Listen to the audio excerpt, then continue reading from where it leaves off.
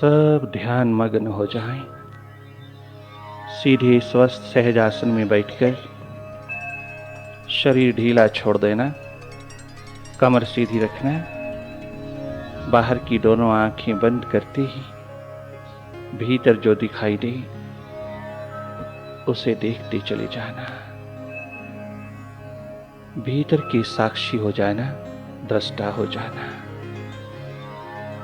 भीतर के तल पर जो भी उठ रहा है उसे देखते चले जाना।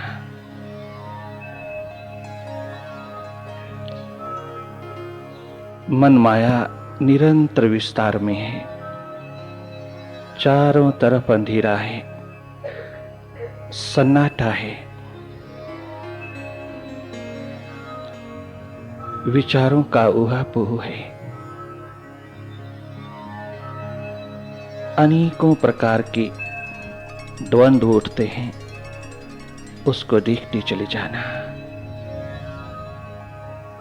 विचारों की भीड़ को, संघर्ष को देखते चले जाना। भीतर लगातार कुरुक्षेत्र बना है, महाभारत निरंतर चलता है।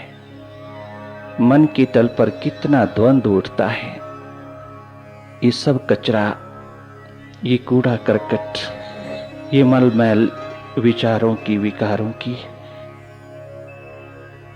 स्वतः ही धुलती चली जाती है जब तुम होश पूर्वक भीतर की राह लेते हो।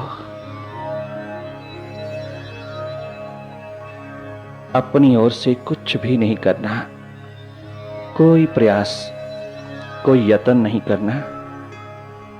बस शांत मुद्रा में बैठ करके मौन पूर्वक देखते चले जाना। कोई शब्द नहीं चाहिए, कोई मंत्र नहीं चाहिए, कोई माध्यम नहीं चाहिए। तो अपने मालिक को सीधा देखना, डायरेक्ट देखना। अपनी सुरती जगा लेना, अपनी होश, अपनी स्मृति संभालना, अपना होना संभाल लेना। मन के तल पर डूइंग ही डूइंग निरंतर उठ रही है। ये आपाधापी की डस्ट निरंतर उठती है। अगर तुम देखने वाले बन जाना तो ये स्वतः ही विसर्जित होती चली जाएगी। जो जो तूने भीतर इकट्ठा किया है, जो जो तूने अपने चित्त के कंप्यूटर में डाला है, वो स्वतः ही उठता हुआ तेरे चित्ताकाश में छाए चला जा रहा है। तेरे भीतर के आकाश को भरता चला जा रहा है। परंतु अगर तुम होश पूर्वक अपने भीतर के प्रहरी बने रहे तो ये सब स्वतः ही धुलता चला जाएगा, सब खाली होता चला जाएगा। स्वतः ही निरंतर एम्प्टीनेस में, खालीपन में भीतर का तल निर्विचार की स्थिति में उतरता चला जाएगा। त्यों त्यों तो प्रकाशमान होता चला जाएगा। जैसे जैसे तू अपने तमाम विचारों के जगत से, द्वंद्वों के जगत से, विकारों के जगत से जितना साफ होता चला जाएगा, उतना ही उसकी कृपा का पात्र होता चला जाएगा। इस मन की दौड़, मन की आपाधापी, मन की चंचलता, चपलता को देखने वाले बन जाना। जिस दिन तुम अपने मन की हर स्थिति को देखने वाले बने, देखने योग्य बने, देखने की सक्षमता बटोर ली, बस उसी क्षण आपका होना, आपका अस्तित्व, आपकी जीवन धारा को प्रवाहित होने का अवसर मिल जाएगा। देखते रहना, कोई जोर जबरदस्ती नहीं करना, भीतर कोई जोर नहीं लगाना। बस बाहर की दोनों आंखें बंद होते ही भीतर की फिल्म तो स्वतः ही चल पड़ती है। उसमें कुछ भी ऐड करने की जरूरत नहीं, केवल मात्र देखते रहना। देखना, जी भर करके देखना, निरंतर देखना, लगातार देखना, होश पूर्वक देखना। अपने मन से असंग होकर के देखना, हट करके देखना, मन को देखना।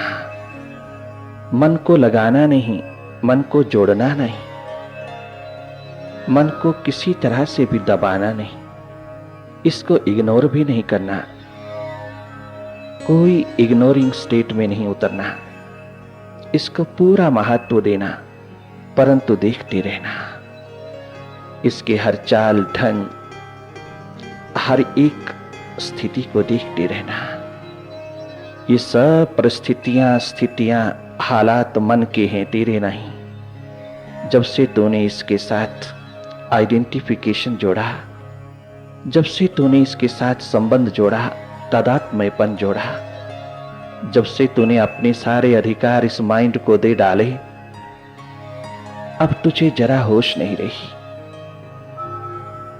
अपने अस्तित्व की। तो मन के अस्तित्व को ही अपना अस्तित्व समझ बैठा, तो मन ही समझ बैठा अपने आप को। यही एकमात्र मूल की भूल हुआ। सत्संग में बैठ करके सुधार लेना, डिसजॉइंट हो जाना,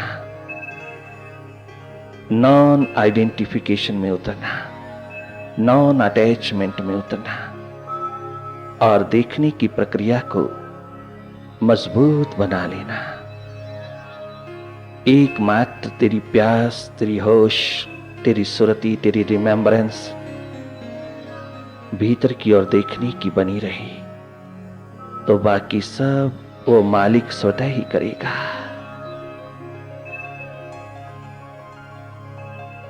तो उसको रास्ता देना।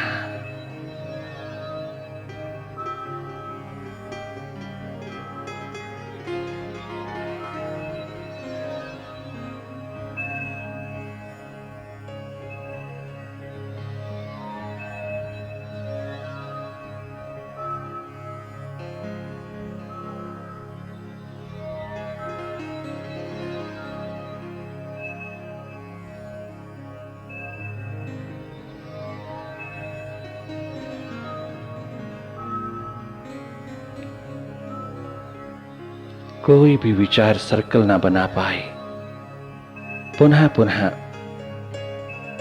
तेरे सिर पर हावी ना हो पाए। कोई विचार, कोई विकार, कोई विकल्प, कोई वृत्ति, कोई भी वासना भीतर सर्कल ना बनाने पाए। इतना होश संभाल लेना। जो भी विचार ज्यादा देर के लिए टिकना है, जिसे तू पकड़ रहा है, उसे विदा होने देना। किसी राग, द्वेष, अहमता, ममता, कोई भी भूत भविष्य की बात, किसी प्रकार की भी अतीत की बात, भविष्य की योजना तेरे अंतस्तल के ऊपर ज्यादा देर तक रुकने ना पाए। किसी को महत्व नहीं देना, केवल देखते रहना। जैसे ही तूने किसी को महत्व दिया, बस तेरे ध्यान के टुकड़े टुकड़े हो गए, स्कैटर्ड हो गया। फिर पुनः लौटाना होगा। होश पूर्वक देखते रहना, केवल देखना और कुछ नहीं करना। वो भी अपनी ओर से नहीं, स्वतः ही भीतर के तल से जो उठ रहा है वो दिखाई देता चला जाएगा। और जितना भी उठेगा उतना ही धन्यवाद देना, सौभाग्यशाली समझना स्वयं को। मत कहना कि भीतर कोई एकाग्रता नहीं, मत कहना ध्यान नहीं लगता। ध्यान तो लग रहा है, परंतु ये मन नहीं लगता। मन को लगाने के लिए ध्यान नहीं करना, मन को देखने के लिए ध्यान में डूबना, साक्षी दृष्टा होकर के देखना, चेतन आत्म स्वरूप होकर के देखना, मैस्टर हो जाना अपने भीतर का। सत्संग की पावन धारा में उतर करके तुम भीतर को जान लेना, भीतर के प्रति उन्मुख हो जाना, अपने हृदय द्वार से उठ रही उस मालिक की पुकार को सुन लेना, होश पूर्वक देखना, जागे जागे देखना, निरंतर देखना, केवल देखना और कुछ नहीं करना। भीतर की नजर से भीतर को देखना।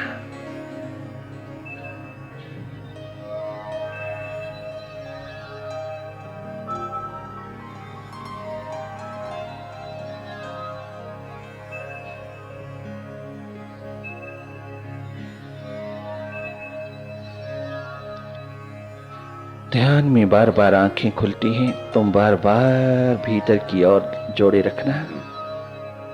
जो जो विचारों का उहापोह भीतर चलता है, आंखें खुल जाती हैं। जब जब तुम किसी एक विचार के साथ संबंध जोड़ लेते हो, किसी विचार को पकड़ लेते हो, आंखें खुल जाती हैं। जितना भी मन हावी होता चला जाता है, चंचल होता चला जाता है, दौड़ लगाने लगता है भूत और भविष्य की, त्यों त्यों ये आंखें पुनः पुनः खुल जाती हैं।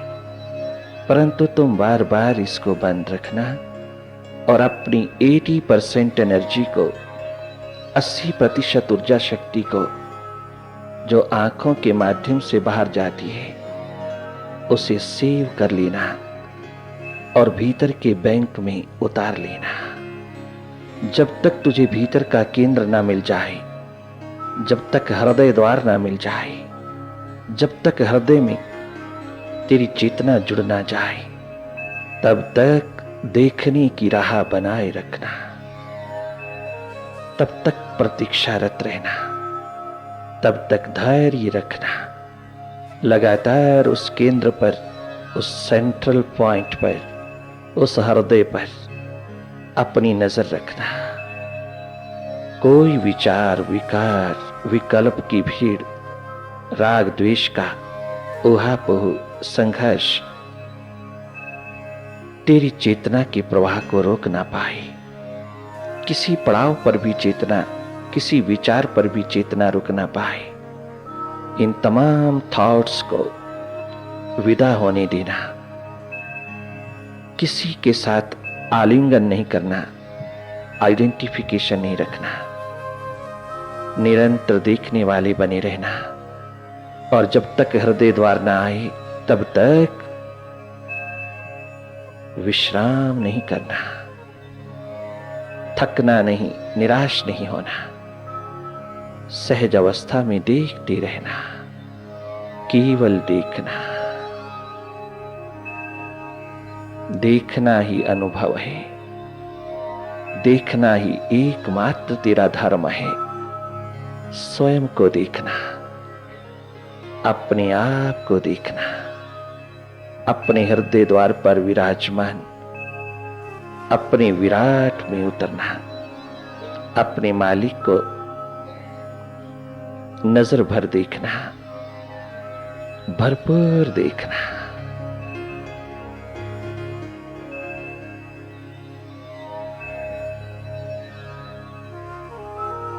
भीतर की ये तीर्थ यात्रा, अद्भुत यात्रा, अनुपम यात्रा, आश्चर्यचकित कर देने वाली यात्रा, ये बिना किसी खर्च की यात्रा, किसी माध्यम की जरूरत नहीं, सीधा सीधा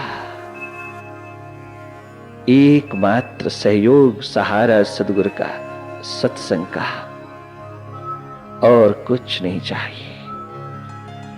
भीतर की ओर प्रतीक्षारत रहना, जागी रहना। इस मन माया में गलतान नहीं होना, लगातार देखते रहना।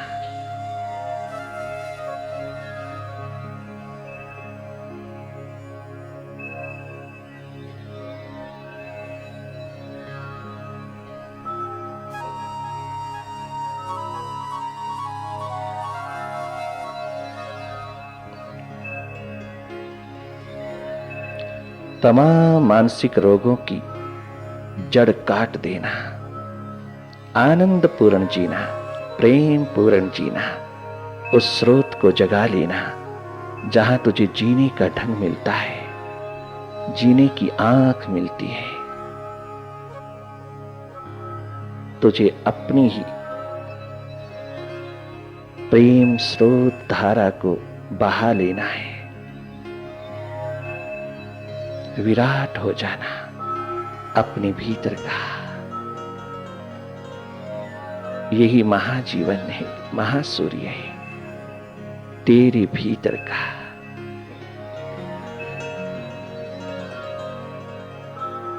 और गहरा और भीतर देखते रहना, अपने साक्षी दृष्टा भाव को निरंतर बनाए रखना, और या फिर हृदय में डूबते चले जाना, निरंतर खो जाना अपने मालिक में, अपने विराट में।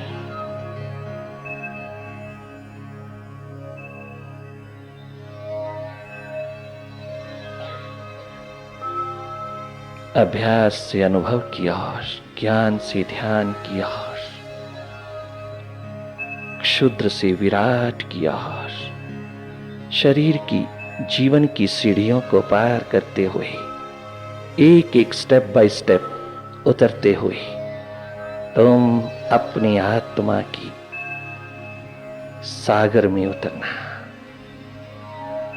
उस महान तत्व में उतरना, शाश्वत धारा में उतरना। यही एकमात्र जीवन का मंदिर है।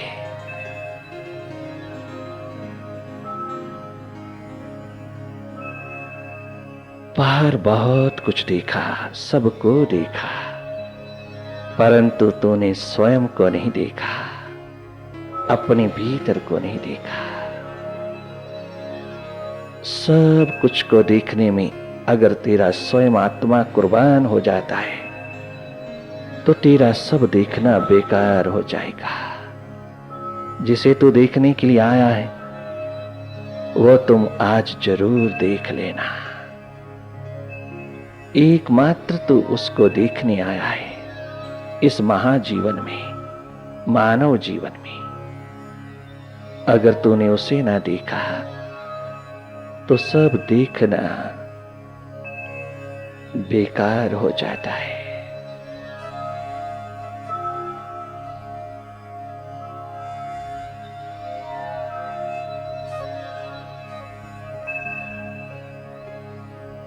वेदों, शास्त्रों, उपनिषदों, गीता, रामायण, गुरु ग्रंथ साहब, सभी ब्रह्म सूत्र, सभी ब्राह्मण ग्रंथ, सभी शास्त्र, सभी संत सद्गुरु, सभी प्रभु के दीवाने भक्तों का इशारा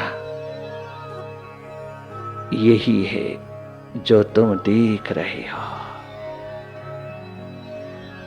यही उनकी शिक्षाओं का सार है। यही एकमात्र धर्म की पुकार है।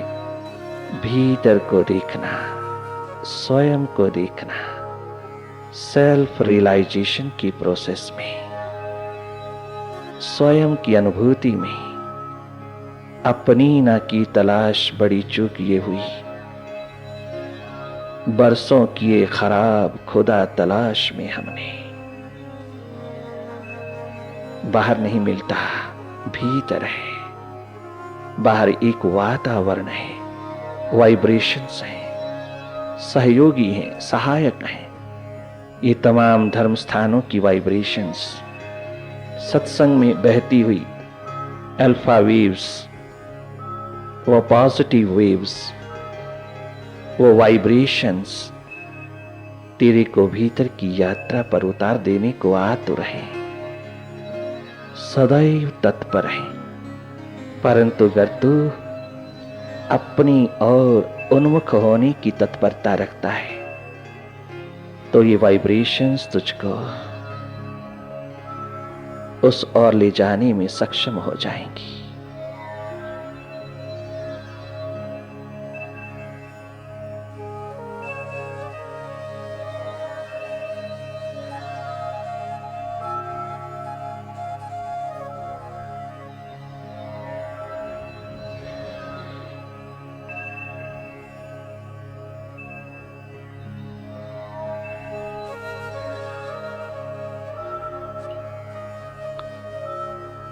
ओ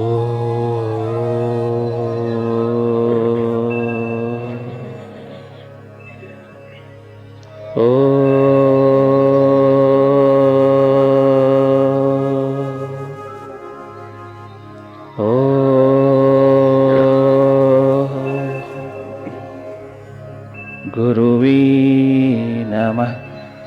ओम गुरुवे नमः। ओम गुरुवे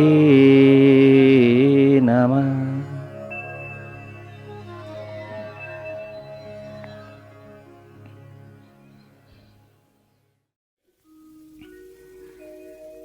भीखा भूखा कोई नहीं, सबकी गठरी लाल, अपनी को जानत नहीं, ताहि विधि भय कंगाल, ताहि विधि भय कंगाल।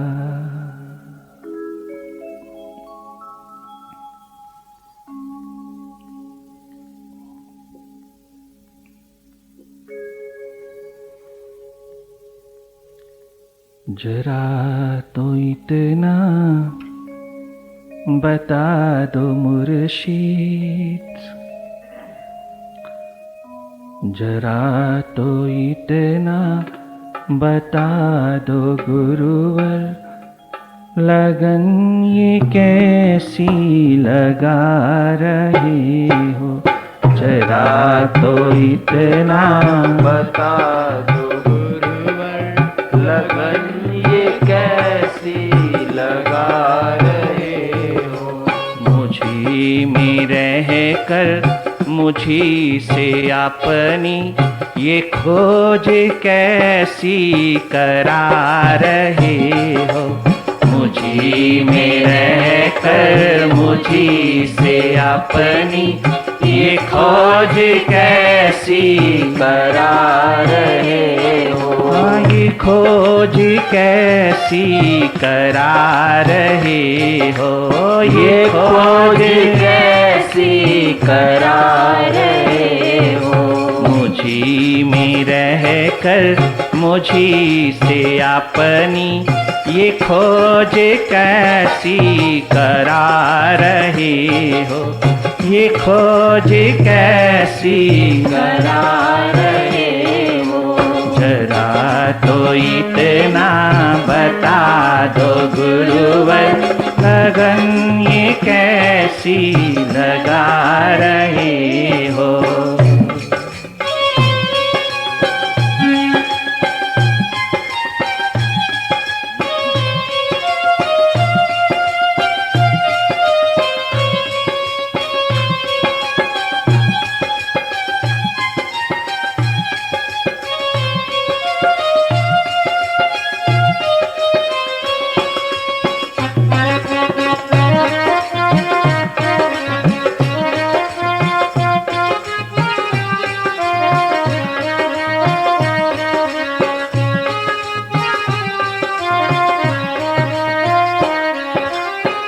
हृदय भी तुम हो, तुम ही हो जीवन।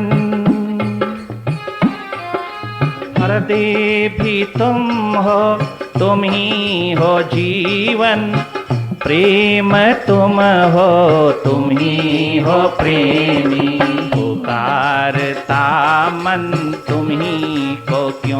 फिर पुकारता मन तुम ही को क्यों फिर, तुम ही जो मन में समा रहे हो, तुम ही जो मन में समा रहे हो, तुम ही जो मन में समा रहे। जरा तो इतना बता दो गुरुवर, लगन ये कैसी लगा रहे हो, जरा तो इतना बता दो गुरुवर, लगन ये कैसी लगा रहे हो।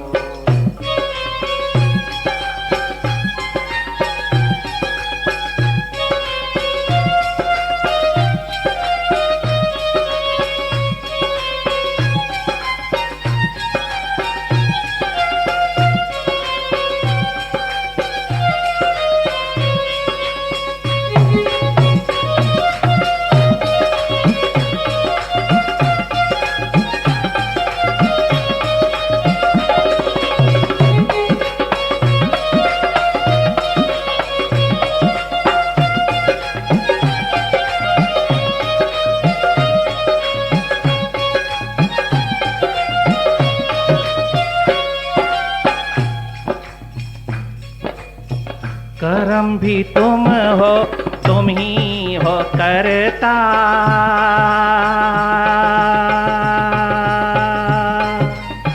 कर्म भी तुम हो, तुम ही हो करता, धर्म भी तुम हो, तुम ही हो धरता, धर्म भी तुम हो, तुम ही हो, कर्म भी तुम हो, तुम ही हो करता, धर्म भी तुम हो, तुम ही हो धरता, धर्म भी तुम हो, तुम ही हो धरता, हाँ धर्म भी तुम हो,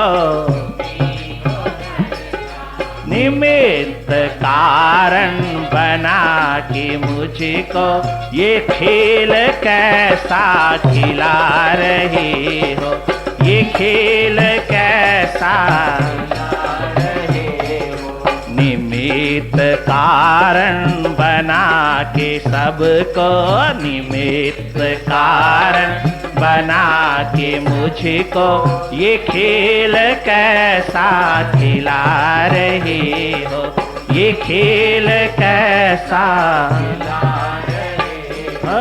निमित्त कारण बना के मुझको, निमित्त कारण बना के मुझको ये खेल कैसा खिला रहे हो, ये खेल कैसा खिला रहे हो।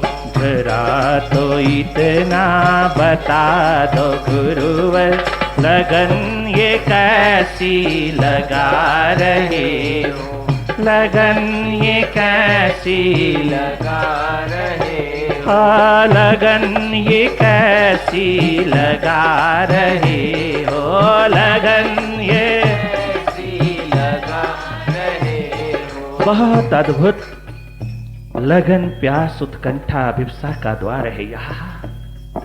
स्वयं की पहचान, स्वयं को जानना, स्वयं से जुगलबंदी करना, स्वयं से प्रेम करना। जिस दिन तू अपने भीतर के साथ, स्वयं के साथ, अपनी आत्मा के साथ, अपने असली खसम के साथ, असली मालिक के साथ जुड़ेगा, उस दिन तुझको ये अद्भुत बात, ये आश्चर्यचकित कर देने वाली महान प्रक्रिया, लगन की, प्यास की, उत्कंठा की प्राणों में उतरती हुई अनुभव होगी। उस दिन तेरे भीतर से ये आवाज उठती है, ये क्या हो रहा है, ये अद्वितीय, अद्भुत, अनजाना में क्या हो रहा है, ये अनायास क्या हो रहा है, ये क्या बरस रहा है। गुरु शिष्य के नाते में शाश्वत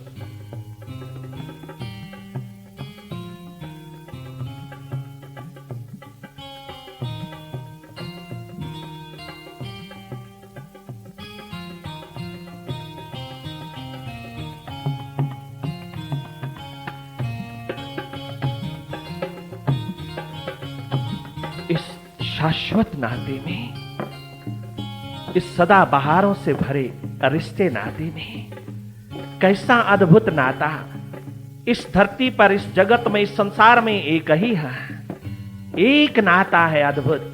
वो है गुरु शिष्य का, संत सेवक का, सदगुरु साधक का। एक रिश्ता, एक नाता, अत्यंत प्यारा, प्रियतम नाता, शाश्वत नाता, भगवत्ता से परिपूर्ण नाता। इस एक नाते रिश्ते के अंदर सत्संग उतरा, संवाद उतरा। वही संवाद शास्त्र बन गया, सदग्रंथ बन गया, एक इशारा बन गया आने वाली संतानों के लिए, आने वाले प्यासों के लिए, आने वाले दीवानों के लिए, भक्तों के लिए एक इशारा बन गए। शास्त्र सदग्रंथ बन गए, शास्त्र सब इशारा बन गए। ये सारा का सारा उसी नाते में उतरा। उस दिन सत्संग घटित हो जाता है जब कोई सदगुरु के द्वार पर सत्य को पाने की तत्परता दिखा लेता है, अपने जीवन की तैयारी दिखा देता है, मिटने की तैयारी भगवान राम, भगवान कृष्ण की तरह, ध्रुव प्रहलाद की तरह, नानक गोविंद की तरह, नरेंद्र की तरह, मूल शंकर की तरह, प्रोफेसर तीर्थ राम की तरह, बुद्ध, महावीर, सिद्धार्थ, वर्धमान की तरह, जो अपने जीवन को हथेली पर रख करके अपने सदगुरु के दरवाजे पर कुर्बान करने निकल पड़ता है। वैसे भी तो कुर्बान हो ही रहा है, वैसे भी तो बर्बाद हो ही रहा है, वैसे भी तो मौत के दरवाजे पर चला जा रहा है, जाने अनजाने में मृत्यु के द्वार पर ही तो चला जा रहा है, लुटा जा रहा है। बहानेबाजियों में, तरह तरह के माध्यम से, बहानेबाजियों से, तरह तरह के एक्सक्यूज लेकर के, तरह तरह के माध्यम तुझको मृत्यु के उस छोर पर पहुंचाने में ही तो लगे हैं, उस छोर पर पहुंचा रहे हैं। ये सारे माध्यम, ये सारे हीले, ये सब प्रकार के बहाने जिंदगी के तुझे मौत के छोर पर ही तो ले जा रहा है। वैसे भी तो कुर्बान हो रहा है, कोई मैकदे के दरवाजे पर, कोई पब के दरवाजे पर, कोई शराब खाने के दरवाजे पर, कोई चकाचौंध के दरवाजे पर, रंगरलियों के दरवाजे पर, ग्लैमर के दरवाजे पर ये जवानी, ये बचपन लुटा ही तो जा रहा है। 2 कौड़ी के भाव सरे बाजार लुट रहा है, कितना सस्ता बिका जा रहा है। तेरा तो यूं ही लुटा जा रहा। तो सिकंदर से पूछना, बीरबल से पूछना, उनका तो कम से कम बहुत बड़े एडवेंचर में गुजरा था, बहुत बड़े एडवेंचर में लुटा था, बहुत जोखिम उठाए थे जिंदगी में, तो भी खाली हाथ लटकाए चले गए, पश्चाताप के आंसू लेकर के चले गए। बड़े बड़े इंटेलेक्चुअल, बड़े बड़े बहादुर शूरवीर, सिपा सालार कमांडर, दुनिया के बादशाह हाथ लटकाए चले गए। हम सबको यही तो संदेश दे गए कि इस दौड़ में एकमात्र मौत ही हाथ लगती है, मंजिल नहीं। परंतु ये प्यास लगन की एक महान धारा प्रवाह जो गुरु और शिष्य के बीच उतरता है, महान ज्ञान का स्रोत बह उठता है, ज्ञान के झरने बह उठता है, जहां आनंद और दर्शन के निरंतर चश्मे बह उठता है। ऐसी आनंद पूर्ण जिंदगी जीने वाले वही जान पाएंगे ये मुर्शिद क्या करते हैं, ये सदगुरु क्या करते हैं, ये सच्चे साकी क्या करते हैं।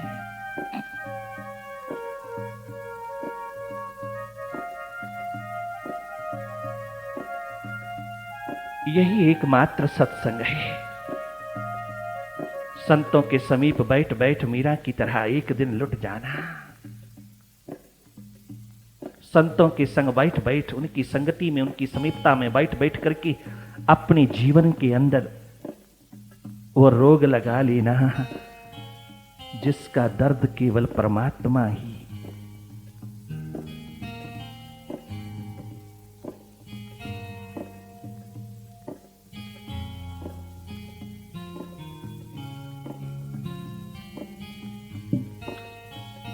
केवल मुर्शिद ही, वो सच्चा वैद्य ही मिटा सकता है, और किसी दरवाजे पर नहीं। और जिसके भीतर यह दर्द उठता है उसको कोई गुमराह भी नहीं कर सकता।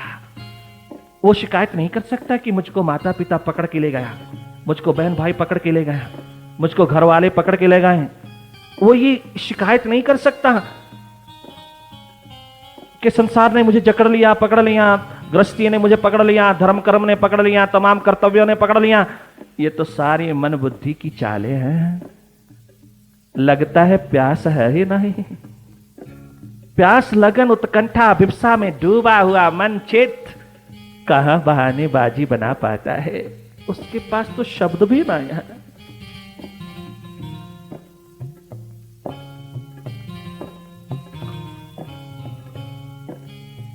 उसके पास कोई हट खेलियां भी नहीं है।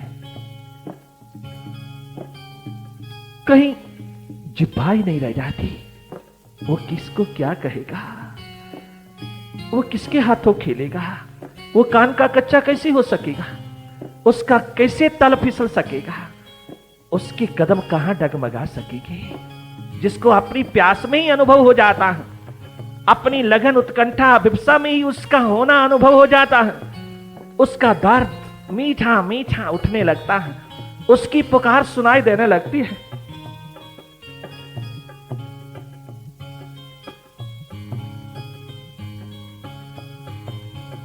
जिसके भीतर गुरु की गंगा बह उठती है, जो गुरु के भीतर बही है वही उस शिष्य में बहने लगती है।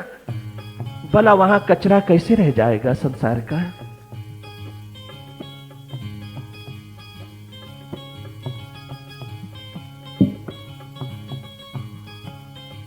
वहां कचरा कैसे रह जाएगा, मलमैल कैसे रह जाएगा, वासना, कामना, राग, द्वेष का द्वंद्व कहां रह जाएगा।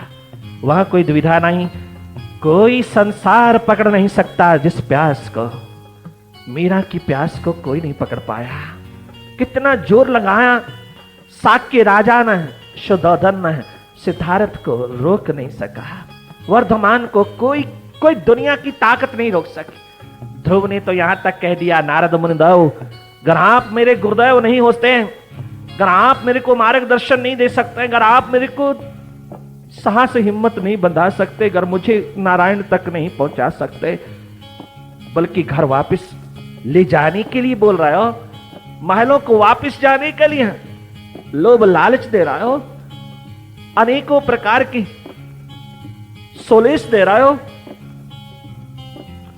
मैं तेरे पिता को समझा दूंगा, तेरी मां को समझा दूंगा, सोतेली को समझा दूंगा, तेरे भाई उत्तम को समझा दूंगा, तो चल वापिस छोटे से नन्हे मुन्ने बालक, अभी तेरी उम्र ही क्या है, इतना कोमल सा बच्चा तू कहां जंगल में जाएगा। मैं जंगल में कहां जा रहा हूं, जब आप जैसे गुरुवर, जब आप जैसे गुरुदेव मेरे सिर पे खड़ा है, मेरे कदम कदम पर जिनकी अनुकंपा बरसती है, आपकी प्रेजेंस, उपस्थिति जहां निरंतर मेरे रोम रोम में उतरती है, भला वो जंगल ही तो मंगल हो जाएगा। वो जंगल कहां रहेगा गुरुवर।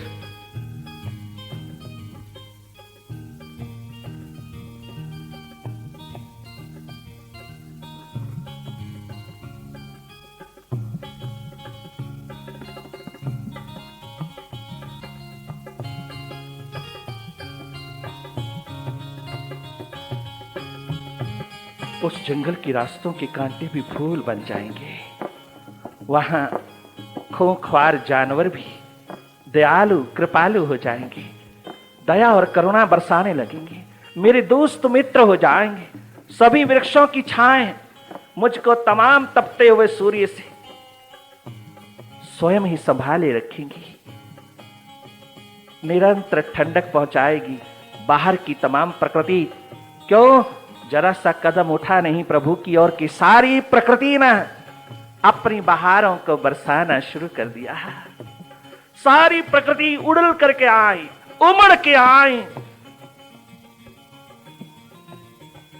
चारों ओर बरसा कर दी बहारों की।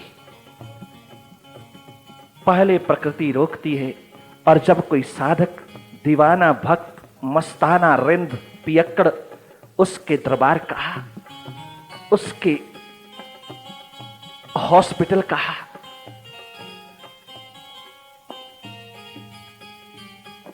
उसकी दरगाह का, उसके मायकदे का, उसके द्वार का निरंतर आगे ही बढ़ता चला जाता है तो प्रकृति कदम कदम पर बहारें उतार देती है, कदम कदम पे सेवा में जुट जाती है। सब कांटे बाहर फेंकती हुई फूलों की महान सुगंध उतारती हुई फूलों के फूल राहों पर निरंतर सजाती हुई चली जाती है।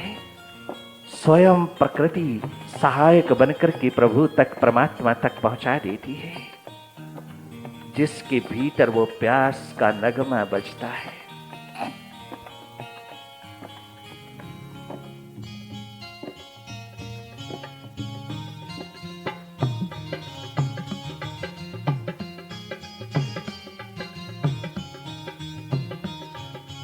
जरा तो इतना बता दो गुरुवर, लगन ये कैसी लगा रहे हो। जरा तो इतना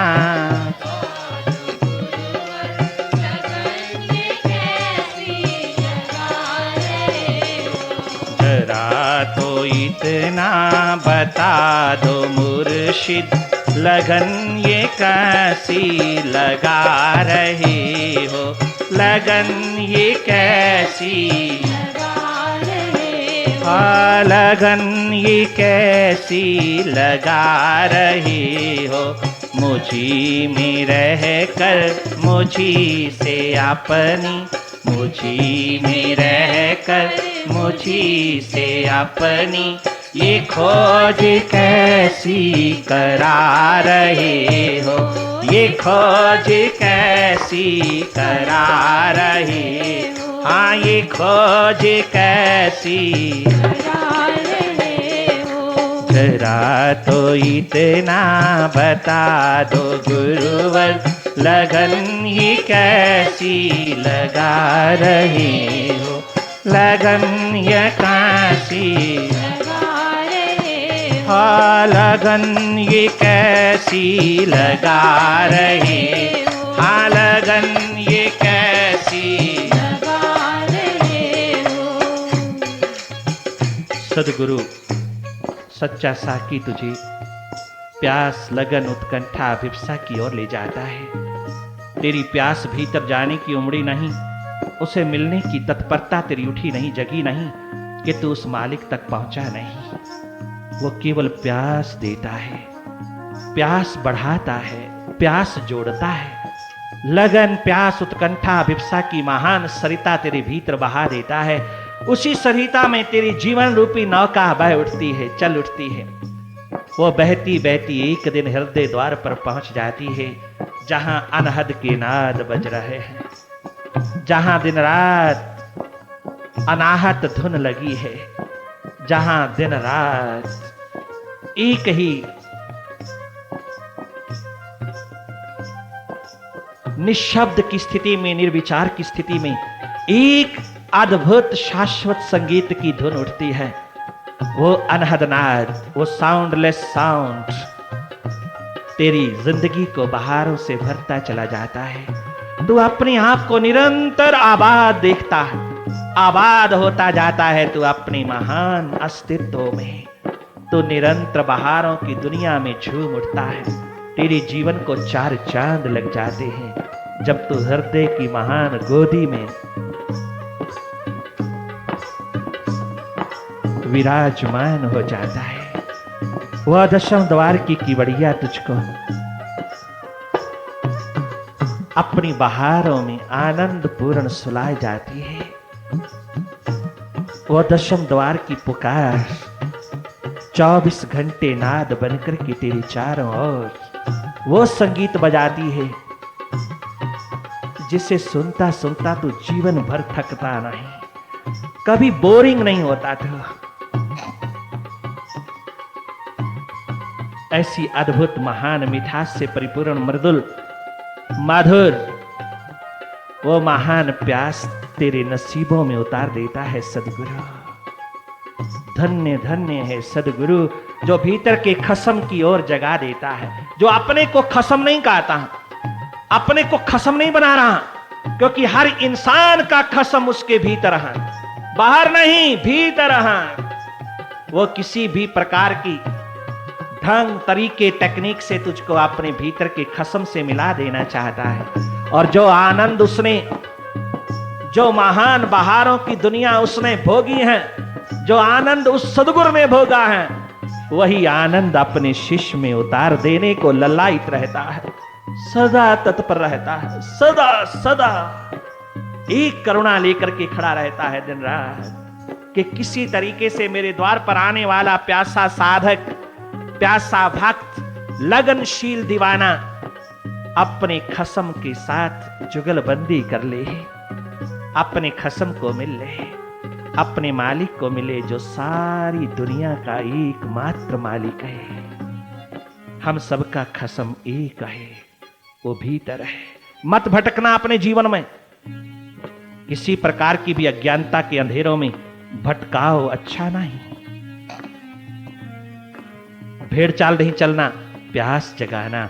सत्संग में क्या होता है? प्यास, प्यास उमड़ती है, और प्यासे उस मायकदों को ढूंढते हैं, उन पबों को ढूंढते हैं जहां लबालब पीने को मिलती है, जहां प्यास दिन रात बढ़ती हुई प्राणों में उतर करके एक दिन प्रीतम का दर्शन करवा देती है। उस महान रास्तों पर निरंतर चले जाते हैं वहां, वो किसी के रोकने से रुकते नहीं, किसी के तमाम आवाजों से बंधते नहीं, किसी प्रकार की जंजीरों से वो जकड़े नहीं जा सकते।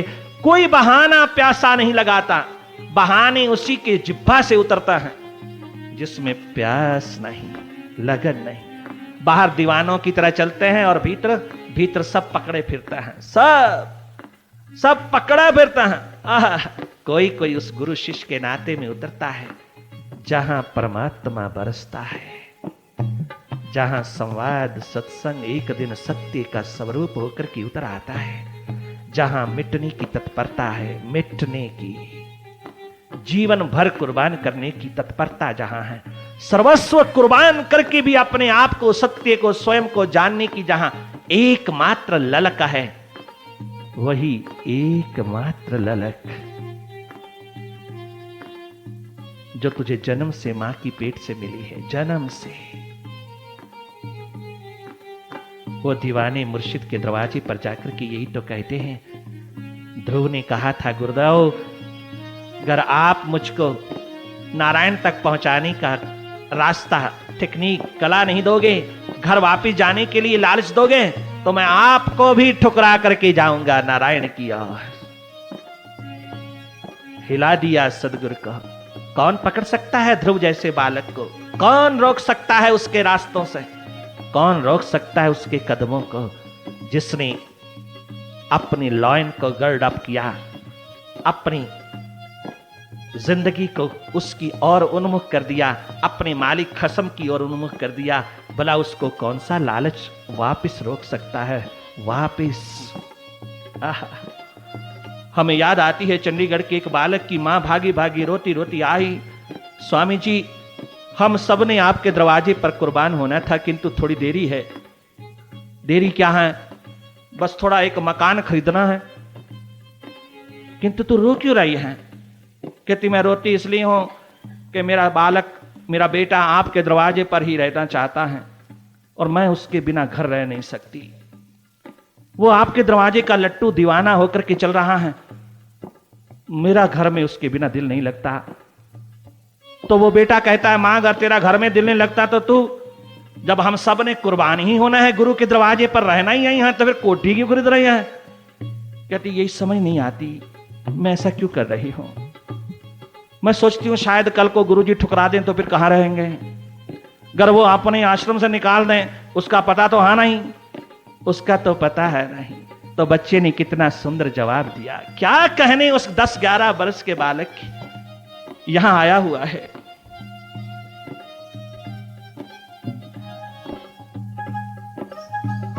मां बात बढ़ाने की जरूरत नहीं, बेसबब बात बढ़ाने की जरूरत क्या है बेसबब बात बढ़ाने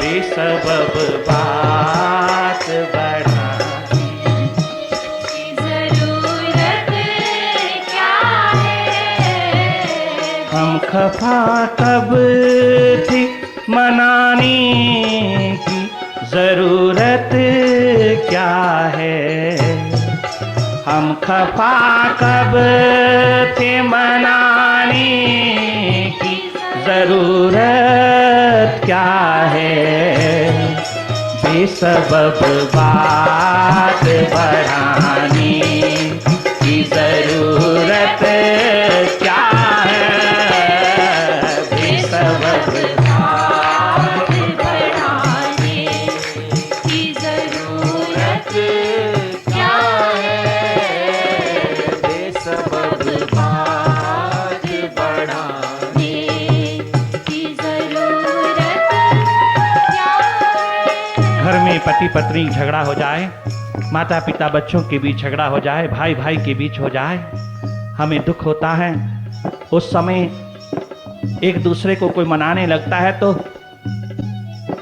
और ज्यादा नाराजगी पैदा करता है, और ज्यादा शिकवे शिकायत करता है, और ज्यादा वही बातें सुनाता है जो उसने निकाली हैं, उसे याद दिलाता है नहीं ऐसा नहीं करना। उस समय यही शब्द बोलना। अगर वो अपनी बात को मानता है, अपनी गलती स्वीकार करता है, पति पत्नी कोई भी, बहन भाई, माता पिता, बेटा बेटी, अपनी गलती मित्र में अपनी गलती मानता है और मान करके कहता है नहीं क्षमा कर देना, माफ कर देना, गलतियां होती रहती हैं, माफ करते रहना, तो उस समय मुस्कुरा करके कहना, मुस्कुरा करके कहना और शब्द ना बोलना, बदले में किसी प्रकार की भी रिएक्शनरी भाषा, प्रतिक्रियावादी भाषा नहीं बोलना, जरा सा भी जताना नहीं कि तूने गलत शब्द बोले थे, नहीं, फिर मुस्कुरा करके कह देना हम खफा कब थे मनाने की जरूरत क्या है बेसबब बात बढ़ाने की जरूरत क्या है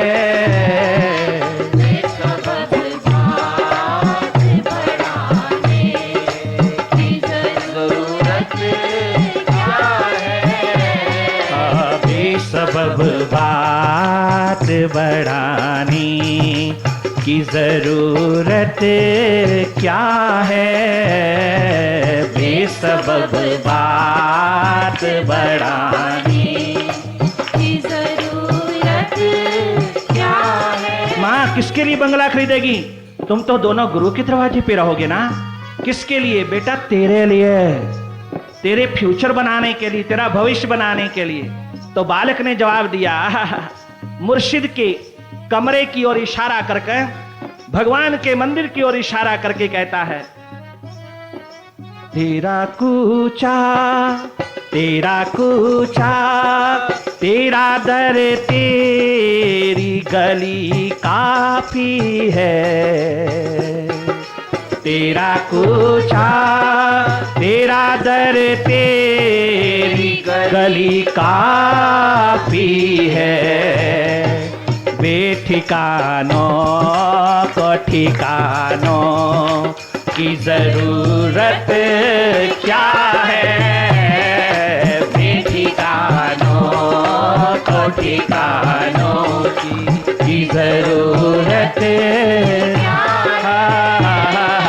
बेठिकानों को ठिकाने की जरूरत क्या है। बेठिकानों को ठिकाने की जरूरत क्या है। हम खफा कब थे मनाने की जरूरत क्या है। हम खफा कब थे मनाने की जरूरत क्या है। बेसबब बात बढ़ाने की जरूरत क्या है, बेसबब बात बढ़ाने की जरूरत क्या है, बेसबब बात बढ़ाने की जरूरत क्या है। राधा सखियां, नंद बाबा, यशोदा मैया सब वृंदावन से, ब्रजभूमि से, गोकुल से चल पड़े कुरुक्षेत्र की ओर। सूर्य ग्रहण के अवसर पर सन्निहित सरोवर का स्नान करने के बहाने, स्नान करने का एक एक्सक्यूज, बहाना लेकर के भला उन्होंने तो सारी तीर्थों का ही स्नान कर लिया। जहां भक्ति का आलम उतरा, भक्ति का सागर उमड़ा, जहां साक्षात स्वयं गोपाल 24 घंटे हृदय में नाचता है, जहां रोम रोम में एक गोपाल की ही धुन बजती है, जहां 24 घंटे उसी का सुमिरन, उसी का भजन, उसी का ध्यान बहता है, भला उन्हें किसी स्नान की क्या जरूरत रह जाती है।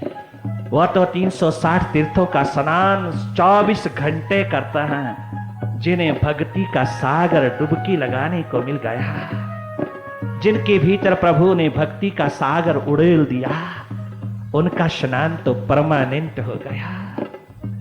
परंतु वो गए, पता चला सूर्य ग्रहण के समय भगवान कृष्ण, हमारे गोपाल राजा युधिष्ठिर के यहां पहुंच रहे हैं। सूर्य ग्रहण पर सन्निहित सरोवर का स्नान करने के लिए द्वारिकाधीश द्वारिका के महलों को छोड़ करके रथ पे सवार होकर के कुरुक्षेत्र की ओर चले आ रहे हैं, हस्तिनापुर की ओर चले आ रहे हैं सन्निहित सरोवर के स्नान के लिए। आज राजा युधिष्ठिर के मेहमान बनने जा रहे हैं। पता चला, चल पड़ा सारा गोकुल, सारी ब्रजभूमि चल पड़ी। आहा, राधा सखियां, नंद बाबा, यशोदा सब जाकर के सन्निहित सरोवर पर डेरा लगा दिया। डरती हैं कहीं गोपाल डांटे ना, कहीं गिरधर गोपाल ये ना कहे, कहीं हमारा गोपाल यह ना कहे कि तुम क्यों यहां आई, किस लिए आई। अगर वो गुस्से में आकर के मिलना ही इनकार कर दे तो हम सबका क्या बनेगा। सरोवर का स्नान तो एक बहाना है, उसे तो जरूरत है ना, ओ कृष्ण को भी जरूरत नहीं, प्रभु को जरूरत नहीं, उसके दीवानों को जरूरत नहीं। वो तो एक अपनी सच्ची आशिकी का ही स्नान कर रहे हैं। जीवन ही तीर्थ बन गए हैं, जीवन ही हरिद्वार बन गए हैं, बद्री केदार बन गए हैं। स्वयं जीवन ही एकमात्र स्नान 24 घंटे का बन गए हैं। अश्रुधारा 24 घंटे बहती है, रुदन की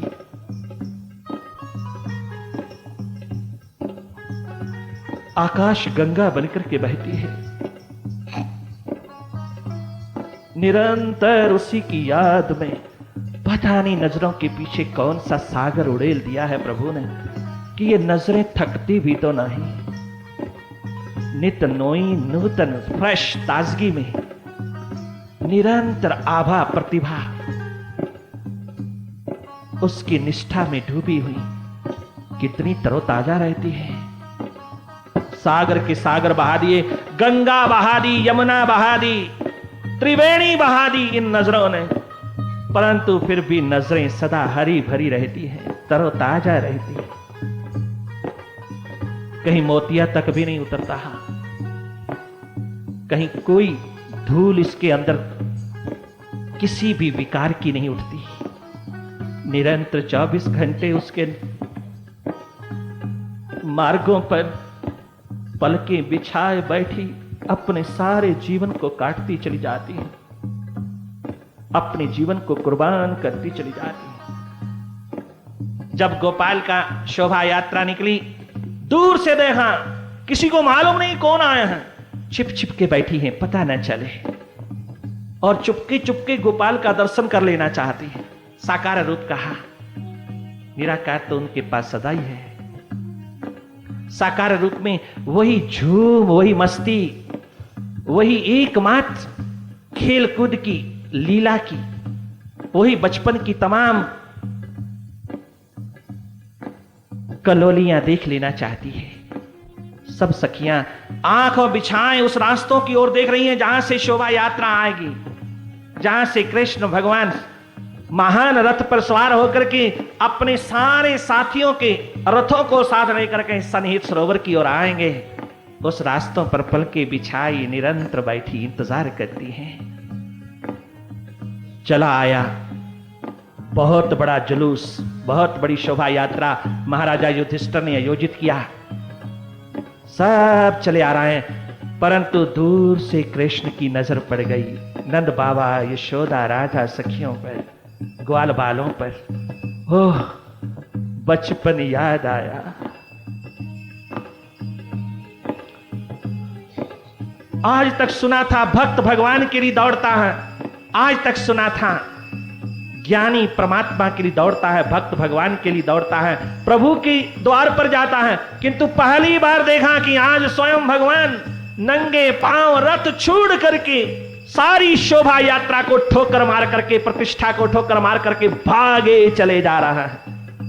और वहां रुक गए जहां बैठी सब सखियां, राधा सहित नंद बाबा, यशोदा, दोनों हाथ जोड़ करके कृष्ण ने अश्रुधारा बहाते हुए क्षमा मांगा और मनाने में लग गए। लंबा नहीं करते, क्या क्या हुआ संवाद नहीं, इतना ही कहना चाहते हैं कि आज भगवान का रुदन नहीं रुकता, आज स्वयं गोपाल का रुदन नहीं रुकता। आंखें खोल खोल करके, पलकों को पकड़ पकड़ करके आज दर्शन कर रहा है अपने सखियों का, गोपों का, गोपियों का, राधा नंद बाबा यशोदा का। नित नित नित पल पल निहार निहार करके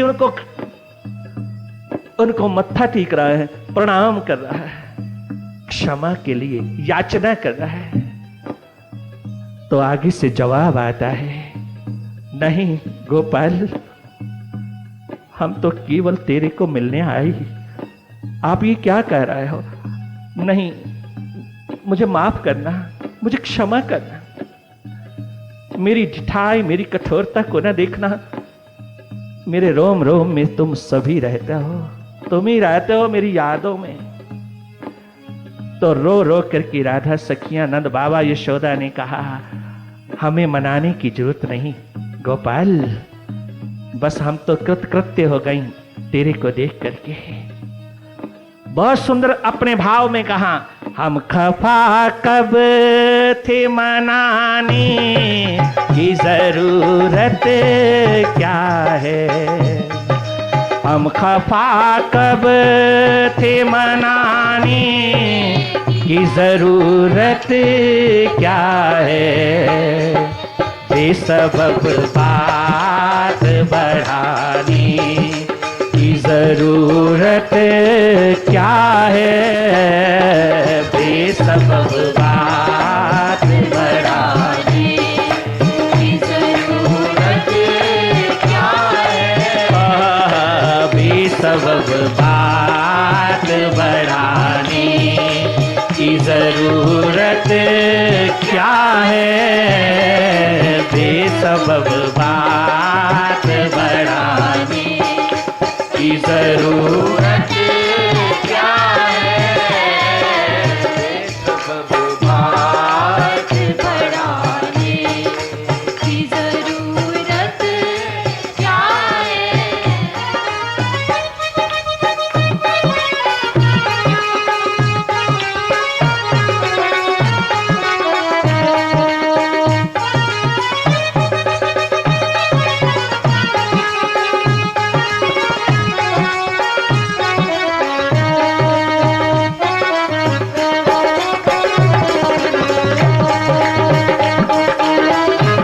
की जरूरत क्या है।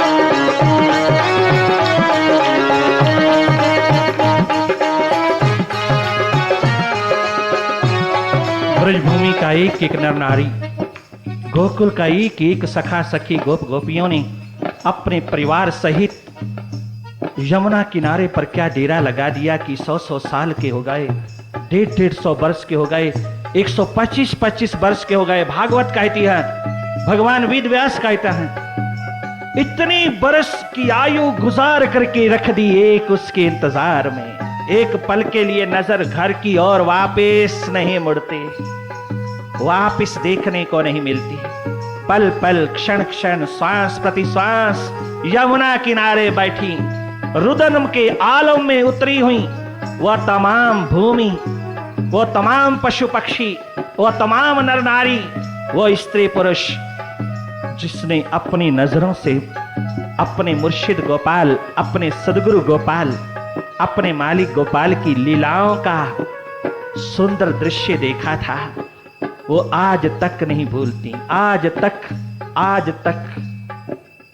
उनकी यादों में सपने संजोए हुए अपना सारा जीवन यमुना किनारे पर उड़ेल दिया।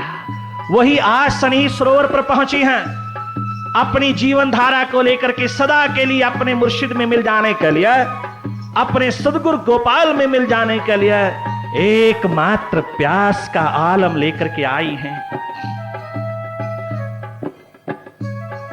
बहुत कहा महाराजा युधिष्ठिर ने, चलिए महलों की ओर चलिए।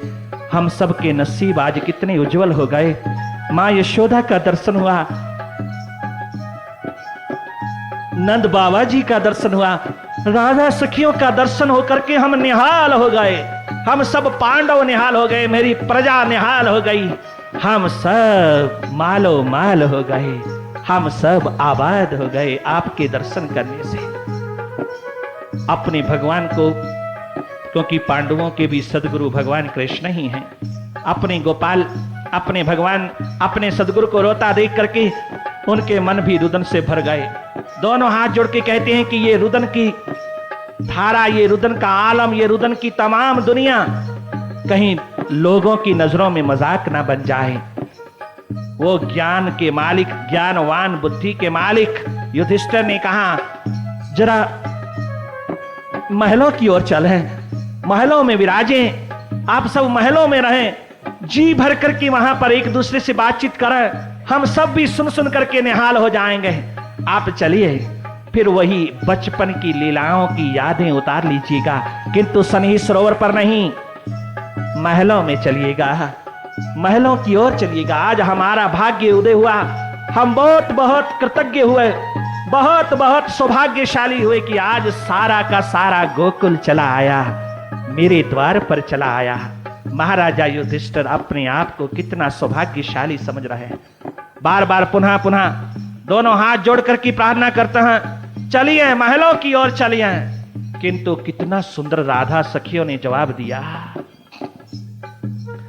गोपाल की ओर इशारा करके कहा, तेरा दर तेरी गली तेरा दर्श काफी है, तेरा कूचा तेरा दर तेरी गली काफी है, बेठिकानों को ठिकानों की जरूरत क्या है, बेठिकानों को ठिकानों की बेठिकानों को ठिकाने की जरूरत बेठिकानों को ठिकाने की जरूरत क्या है, बेठिकानों को ठिकाने की जरूरत क्या है।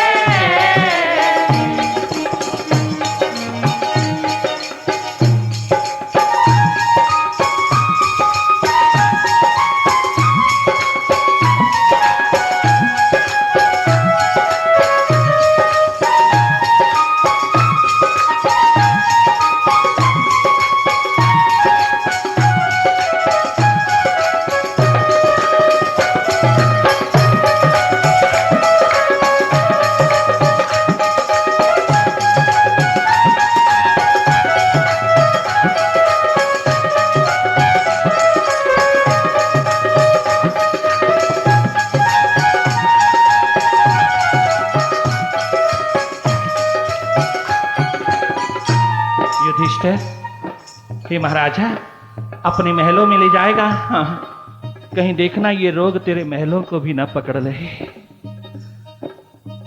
कहीं देखना तेरे महलों में भी कहीं बर्बादी की निशानियां ना पैदा होने लग जाएं। तुम बड़ी मुश्किल से आबाद हुए हो पांडव भाई। तुम इस गोपाल की कृपा से बड़ी कठिनाइयां झेल झेल कर अनेकों मुसीबतें संकटों को झेल झेल करके आपको ये महल नसीब हुआ है, आपको ये राज्य सिंहासन नसीब हुआ है, आपको ये दुनिया के सारे वैभव।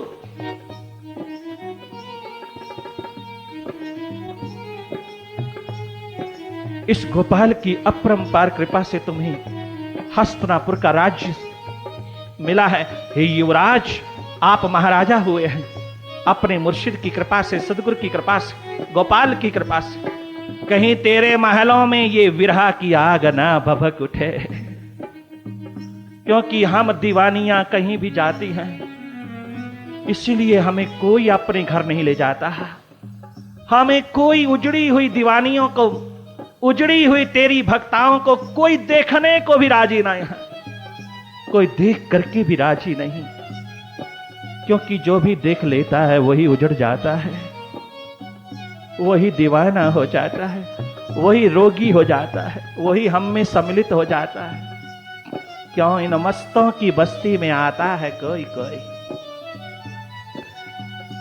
इन मस्तों की बस्ती में आता है कोई कोई, इन मस्तों की बस्ती में आता है कोई कोई, इन मस्तों की बस्ती में आता है कोई कोई, इन मस्तों की बस्ती में आता है कोई कोई, इन मस्तों की बस्ती में आता है कोई कोई। रोती है सारी दुनिया, गाता है कोई कोई, रोती है सारी दुनिया, हंसता है कोई कोई, रोती है सारी दुनिया, गाता है कोई कोई, रोती है सारी दुनिया, गाता है कोई कोई। इन मस्तों की बस्ती में आता है कोई कोई, इन मस्तों की बस्ती में आता है कोई कोई, इन मस्तों की बस्ती में आता है कोई कोई, इन मस्तों की बस्ती में आता है कोई कोई। रंग रलियों की गलियों में तो जहान घूमता है,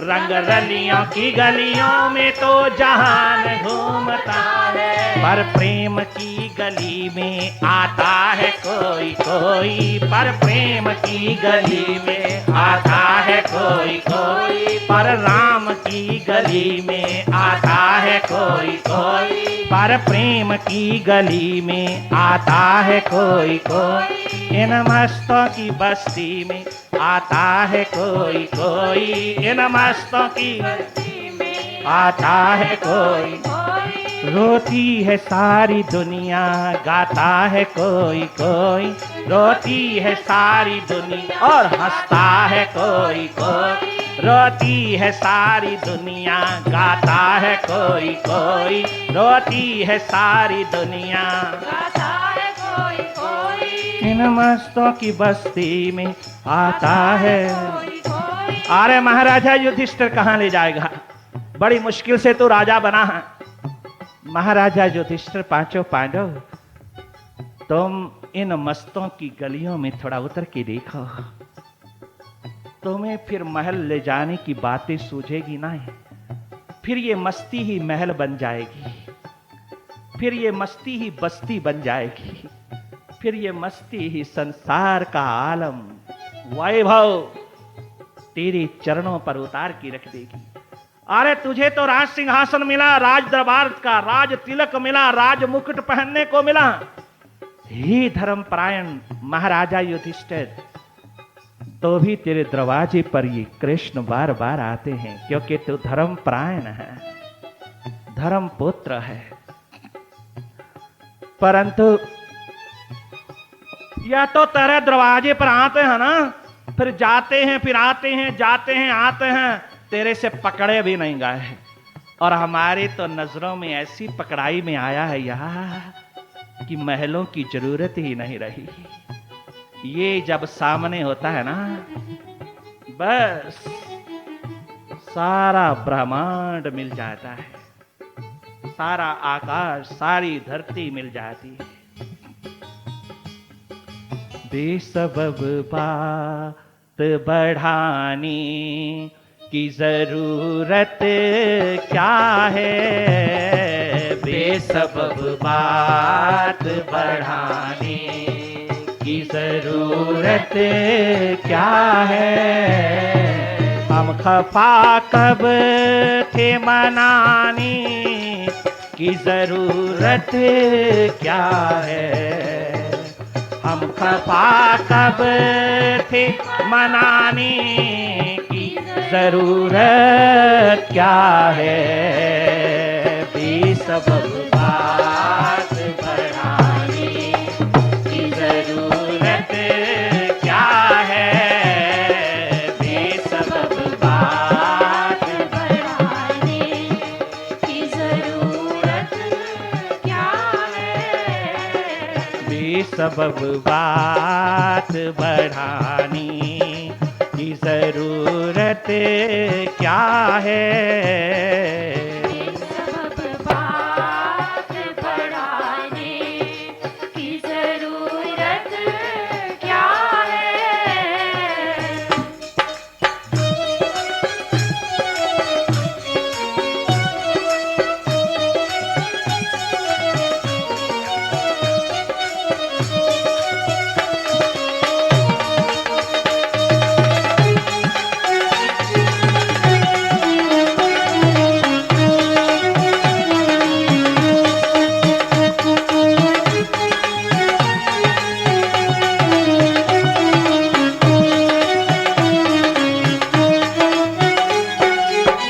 हे महाराजा युधिष्ठिर धर्मपुत्र, हमारी हालत तो देख। क्या हम तेरे महलों में जाने योग्य हैं? तू हमारी हालत तो देख। हमें तो गोपाल जिधर ले जाएगा ना उधर जाएंगे। आज इसके दरवाजे पर आए हैं। ये हमारा मुर्शिद, ये हमारा सदगुरु, ये हमारा मालिक, यह हमारा गोपाल जिधर ले जाएगा उधर जाएंगे, उधर जाएंगे। ये जहां के लिए कहेगा उधर जाएंगे। क्यों? इसके दम से है दुनिया का भरम कायम। इसके दम से तेरे दम से है ये दुनिया का भरम कायम। आप जब हैं, आप जब हैं तो ज़माने की ज़रूरत क्या है। आप जब हैं तो ज़माने की ज़रूरत क्या है। आप जब हैं तो ज़माने की ज़रूरत क्या है। आप जब है तो जमाने की जरूरत क्या है। आप जब हैं तो ज़माने की ज़रूरत क्या है। आप जब हैं तो ज़माने की ज़रूरत क्या है। तो आप जब हैं गोपाल हैं, गोपाल हैं। आप जब हैं तो ज़माने की ज़रूरत क्या है। आप जब हैं तो ज़माने की जरूरत क्या है। हम खफा कब थे मनाने की ज़रूरत क्या है। हम खफा कब थे मनाने की जरूरत क्या है, बेसबब बात बढ़ाने की जरूरत क्या है, बेसबब बात बढ़ाने की जरूरत क्या है, बेसबब बात बढ़ाने की जरूरत क्या है, बेसबब बात बढ़ाने की जरूरत क्या है।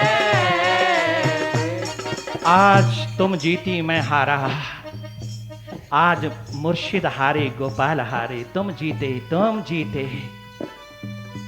युधिष्ठिर ने कमाल कहा, परंतु जवाब बेमिसाल दिया।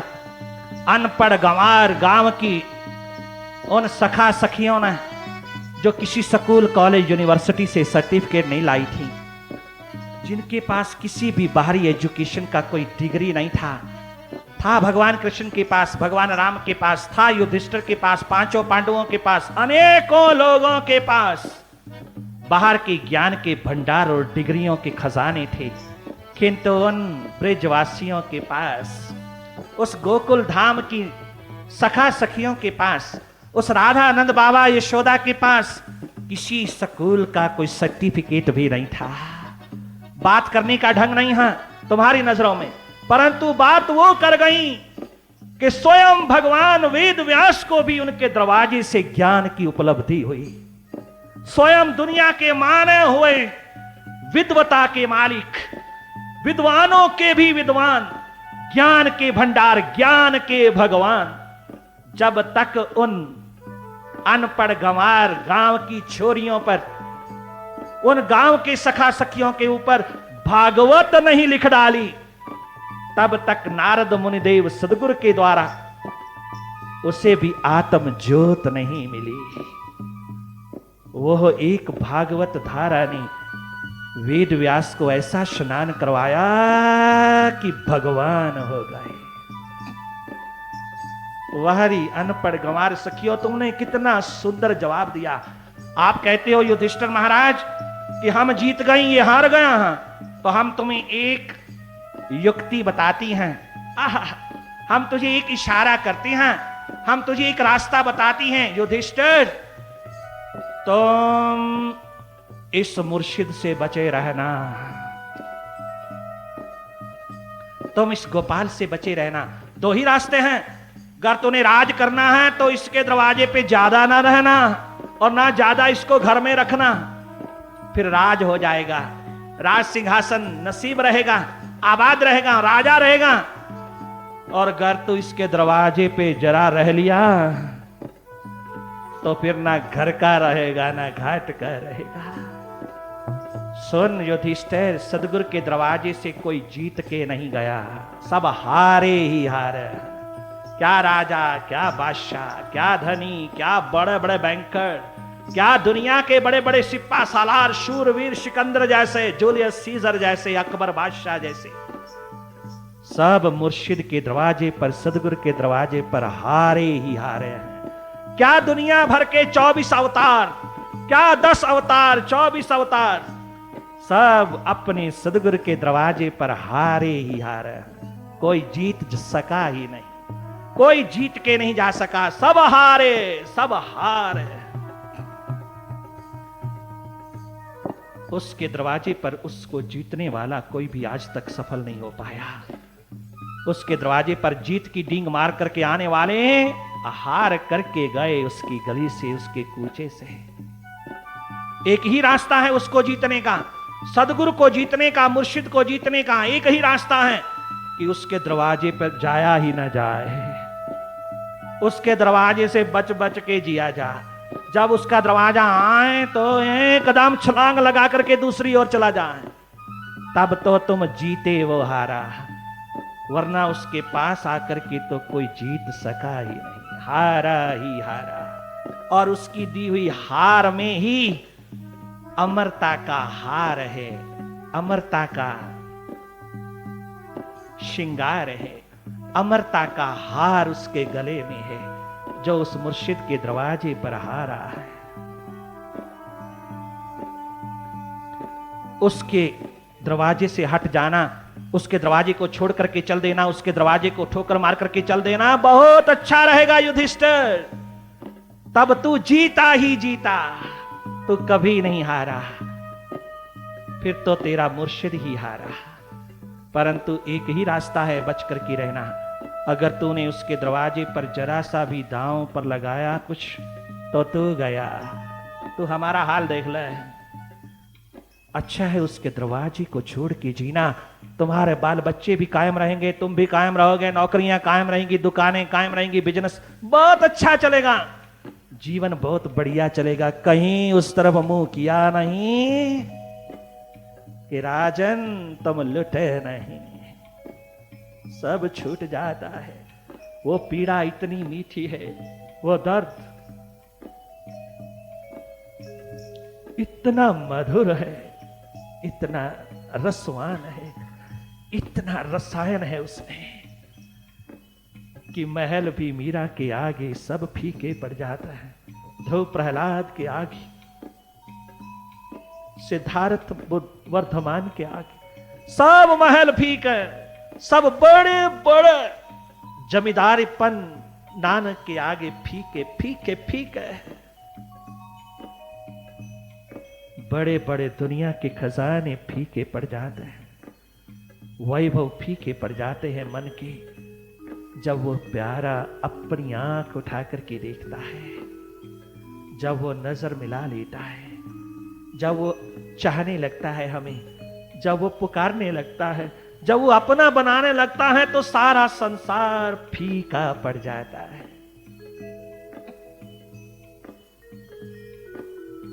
बेसबब बात बढ़ाने की जरूरत क्या है। 125, 140, 150 वर्ष लगातार हो गए उसके विरह में रोते रोते। गोप गोपियों ने उस गोपाल के सामने कोई शिकवा नहीं किया, कोई शिकायत नहीं किया, कोई वैन नहीं कसा, कोई कंप्लेंट नहीं। कितने साल गुजर गए जिंदगी के, सारी उम्र गुजर गई उसकी याद में रोते रोते, किंतु जब वो मिला तो ये कह उठी, बेसबब बात बढ़ाने की जरूरत क्या है। बेसबब बात बढ़ाने की जरूरत क्या है। हम खफा कब थी, मनाने की जरूरत क्या है। हम खफा कब थे, मनाने की जरूरत क्या है। बेसबब बात बढ़ाने की जरूरत क्या है। बेसबब बात बढ़ाने की जरूरत क्या है। बेसबब बात बढ़ाने की जरूरत क्या है।